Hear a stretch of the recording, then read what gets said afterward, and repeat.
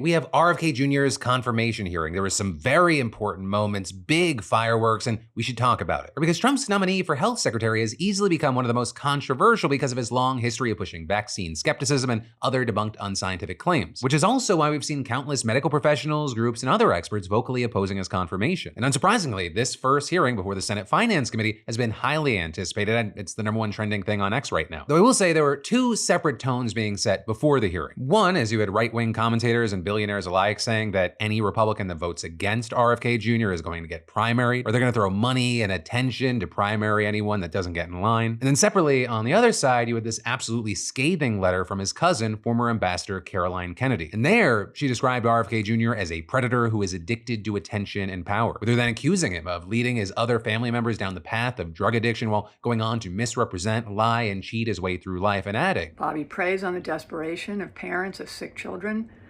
vaccinating his own kids while building a following hypocritically discouraging other parents from vaccinating theirs. With her then going on to say, his constant denigration of our healthcare system and the conspiratorial half-truths he's told about vaccines, including in connection with Samoa's deadly 2019 outbreak of measles, have cost lives. Right, and if you're unfamiliar with that last bit, it's in reference to the fact that reportedly Kennedy traveled to Samoa to spread vaccine skepticism and misinformation. A campaign that many experts, top health officials, and Democrats have blamed for the deadly measles outbreak that eventually struck the country, infecting more than 5,700 and killing 83, many of whom were young children. With Caroline Kennedy then also going on to allege that her cousin's, quote, crusade against vaccination has benefited him financially. And they're specifically pointing to a New York Times report that RFK Jr. has refused to drop his financial stake in a lawsuit that's against the manufacturer of a vaccine that protects against HPV and can prevent cervical cancer, saying, Bobby is willing to profit and enrich himself by denying access to a vaccine that can prevent almost all forms of cervical cancer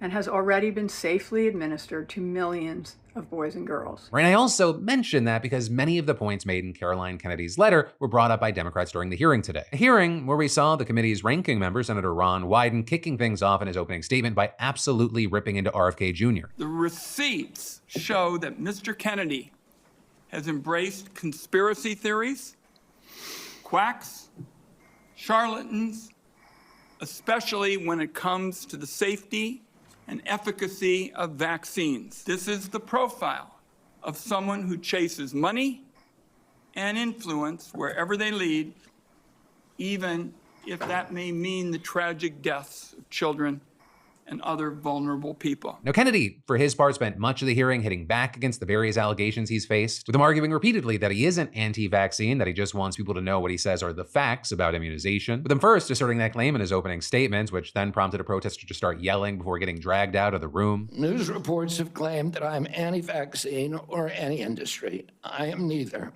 I am pro-safety.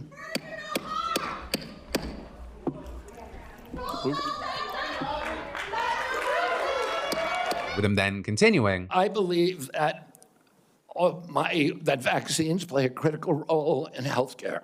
All of my kids are vaccinated. I've written many books on vaccines. My first book in 2014, the first line of it is, I am not anti-vaccine, and the last line is, I am not anti-vaccine. Right, but with that, we saw Wyden pushing back against that assertion with a very important caveat. In your testimony today under oath, you denied that you were anti-vaccine.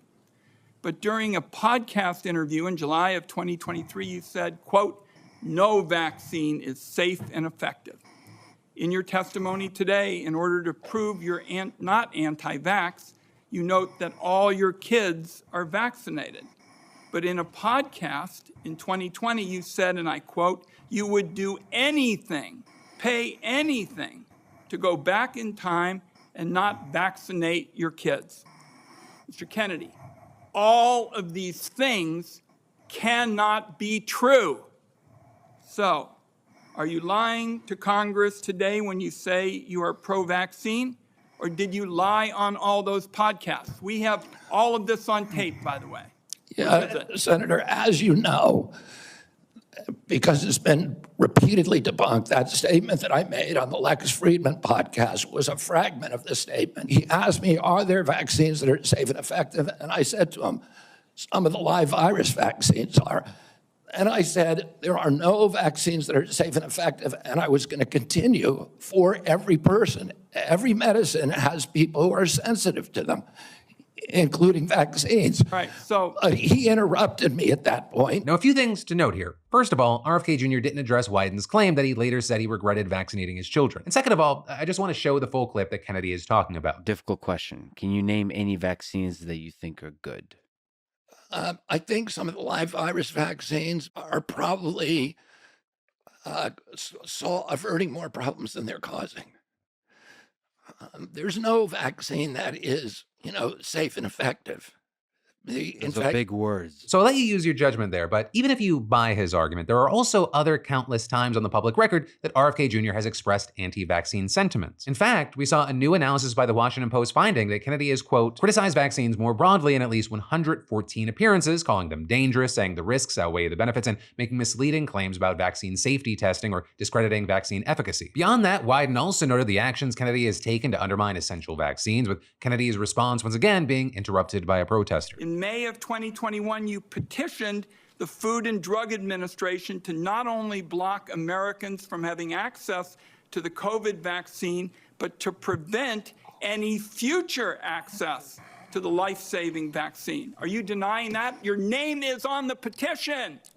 We brought that petition after CDC recommended the COVID vaccine without any scientific basis for 6-year-old children. Most experts agree today, even the people who did it back then, that COVID vaccines are inappropriate for 6-year-old children who basically have a zero risk from COVID. That's why I brought that lawsuit.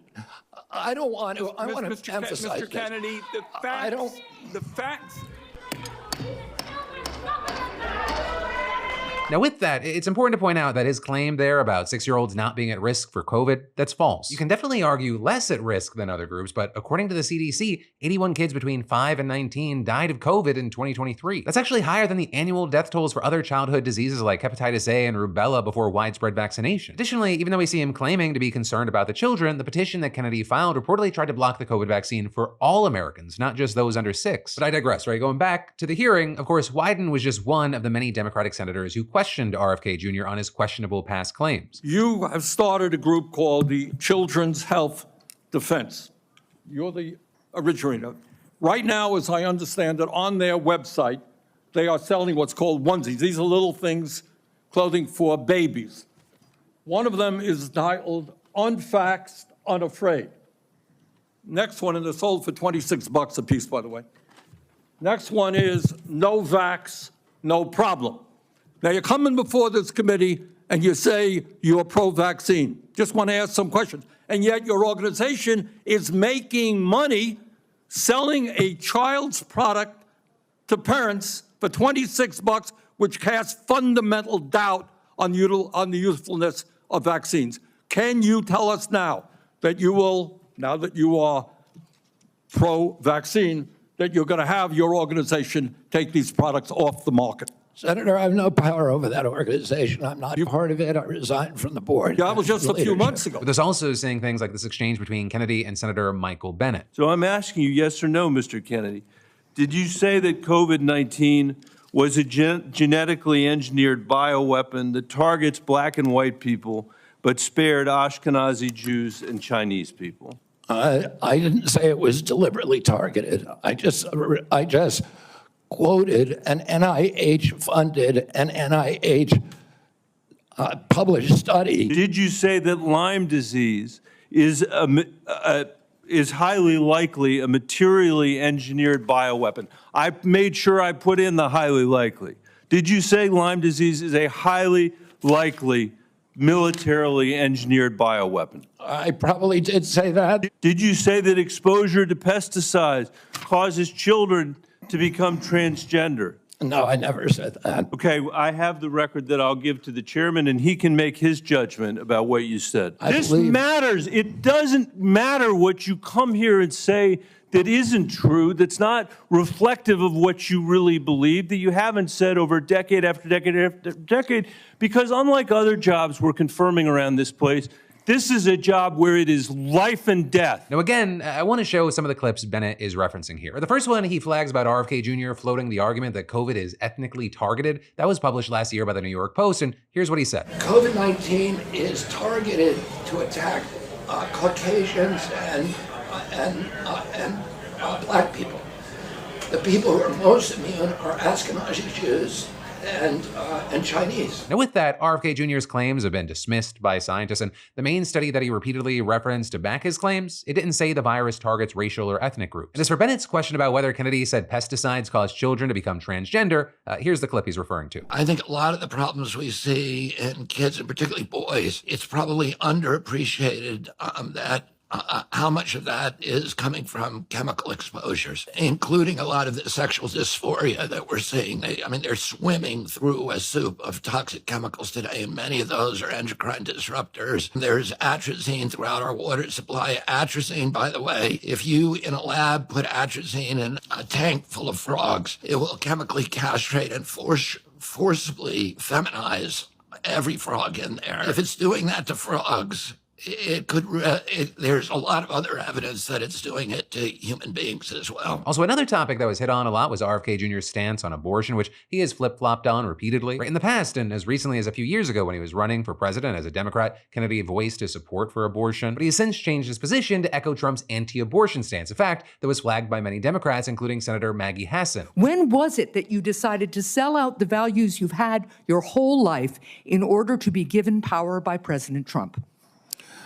Senator, I agree with President Trump that every abortion is a tragedy. But what you're telling us is if President Trump orders you to take action to make it harder for women to get direly needed health care, you'll follow his order. Right, and with that, Kennedy didn't really respond to her question about whether he would just blindly follow Trump's orders, with him then continuing to evade similar questioning from other Democrats who pressed him on his inconsistent views and saying that he agrees with Trump and repeating this one refrain over and over. Senator, I believe that every abortion is a tragedy. I agree with President Trump that every abortion is a tragedy. Senator, I agree with President Trump that every abortion is a tragedy. Beyond that, there were also some notable one-off moments from the hearing. Like, for example, when Senator Elizabeth Warren questioned him about his financial entanglements, right? Asking if he would agree to not take money from the pharmaceutical industry during the 4 years he's in office, if confirmed, and 4 years after, to which he says yes, with her then going on to note his refusal to give up his financial stake in his lawsuit against the maker of an HPV vaccine, which of course, Caroline Kennedy also flagged in her letter, with Warren then asking RFK Jr. about his affiliation with a law firm that's bringing the suit. In the past 2 years, you've raked in $2.5 million from a law firm called Wisner Baum. You go online, you do commercials to encourage people to sign up with Wisner Baum to join lawsuits against vaccine makers. And for everyone who signs up, you personally get paid. And if they win their case, you get 10% of what they win. So, Mr. Kennedy, will you also agree that you won't take any compensation from any lawsuits against drug companies while you are secretary and for 4 years afterwards? I'll commit to not taking any fees from drug companies while I'm secretary. No, I'm asking about fees from suing drug companies. Will you agree not to do that? You're asking me to not sue drug companies, no, and I'm not going to agree to that, drug Senator. Companies as much as you want. I'm not going to agree to not sue drug companies or anybody. Look, no one should be fooled here. The bottom line is the same. Kennedy can kill off access to vaccines and make millions of dollars while he does it.